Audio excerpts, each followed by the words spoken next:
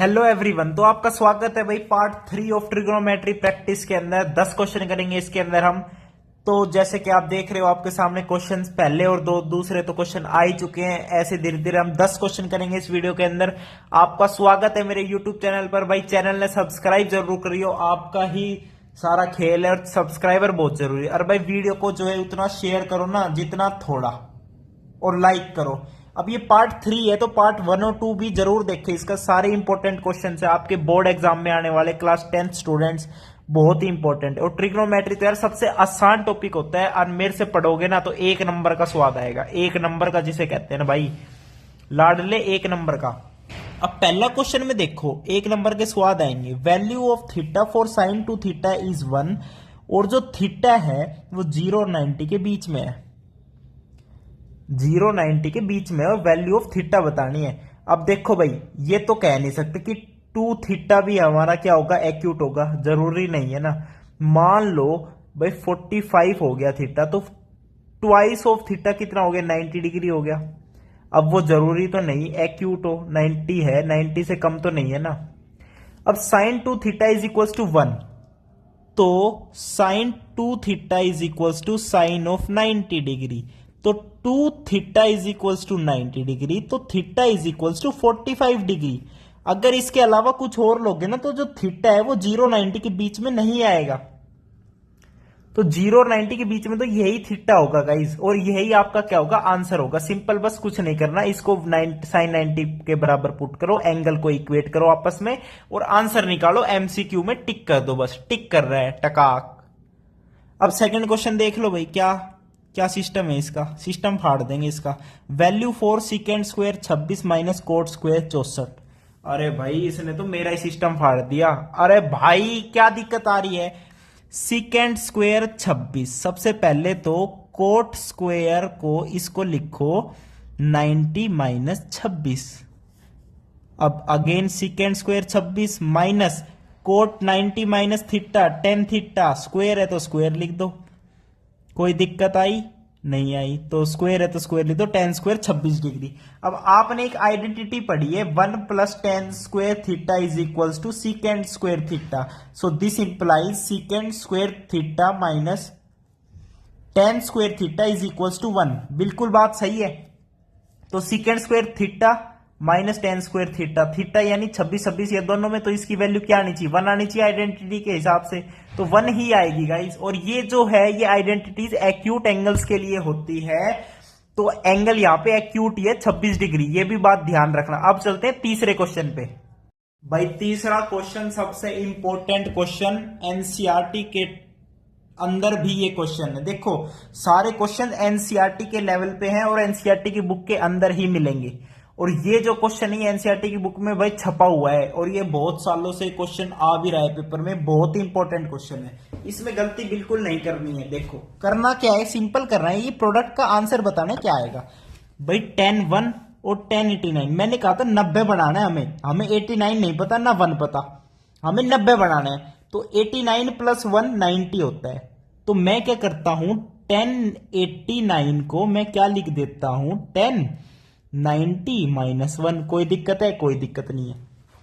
अब 1090 माइनस 1 क्या होता है, कोट 1 डिग्री हो जाएगा। अब इधर कोट 1 डिग्री, इधर 10 1 डिग्री।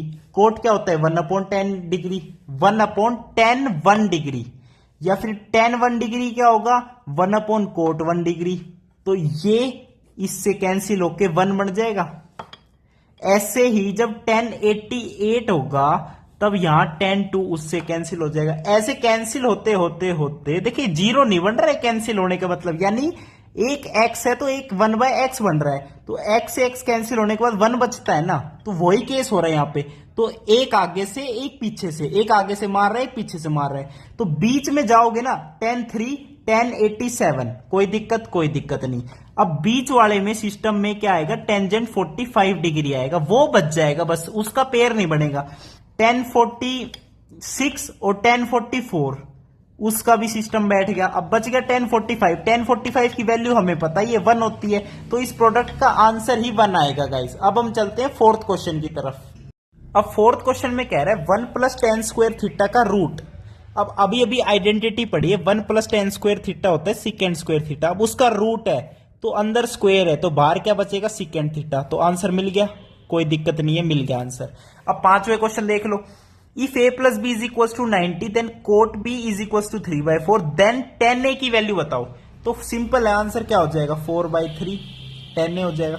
भाई अगर कोट, आए हाय लाडले, गलती देख क्या कर दी ना, यही गलती, ये गलती कर दी। Cot b is equal to 3/4 है, पूछ 10a रहा है a, और a प्लस बी 90 है। समझ गए सिस्टम।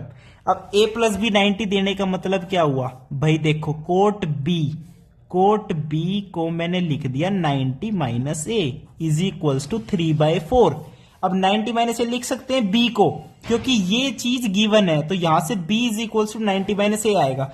अब cot 90 minus A is equals to 10a, तो 10a किसके बराबर आ गया, 3/4। यानी ये बिल्कुल सही था, लेकिन करने का तरीका गलत था। हमने सोचा कोट 3/4 है तो 10 होगा 4/3, वो चीज गलत सोची, लेकिन आंसर 4/3 ही है। नहीं है, देखो 4/3 भी नहीं है यार, ये तो पूरी गलत ही सोच है। 3/4 जो कोट बी की वैल्यू है ना 3/4, वही 10a की वैल्यू है 3/4, तो 3/4 आपका क्या होगा, करेक्ट आंसर होगा। ओके गाइस, अब हम चलते हैं नेक्स्ट पे।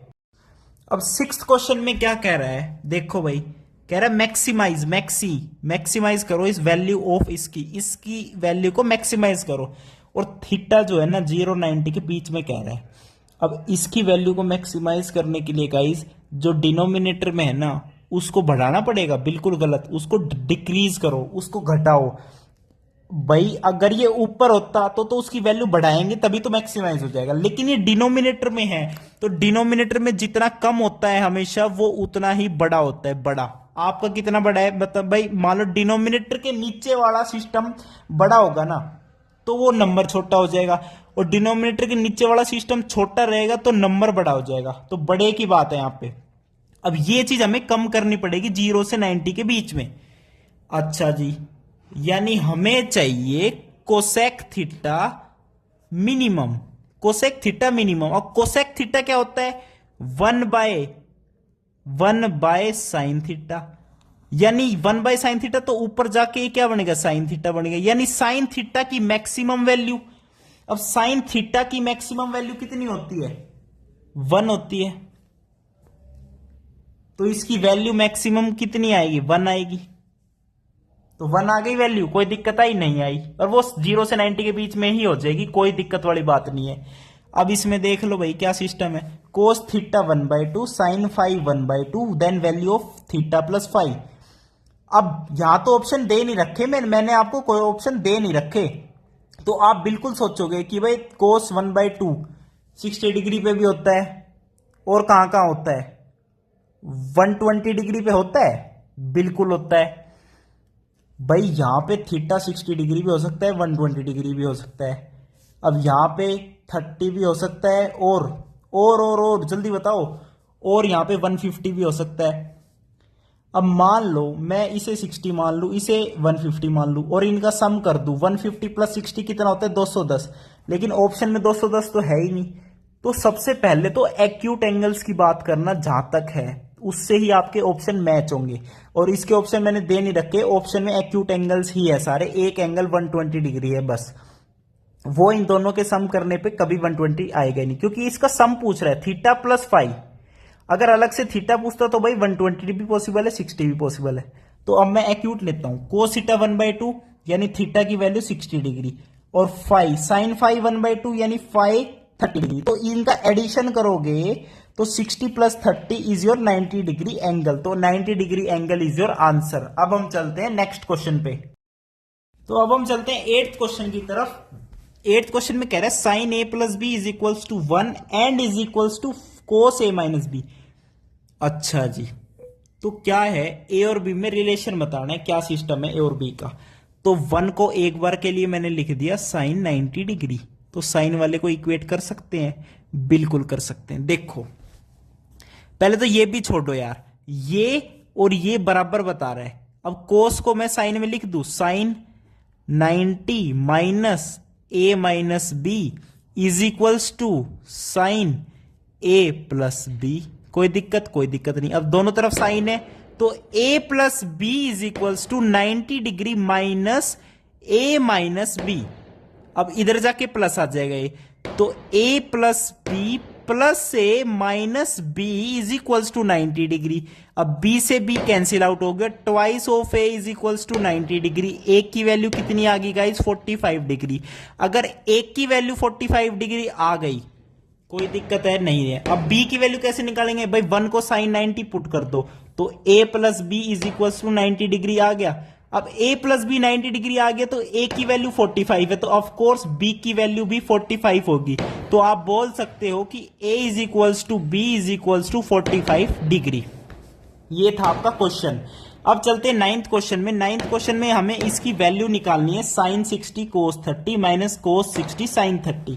अब भाई देखोगे तो अच्छे से सोल्व करोगे, वैसे सिंपल लगा सकते हो साइन ए कोस बी माइनस कोस ए साइन बी। ये फॉर्मूला होता है साइन ए माइनस बी का।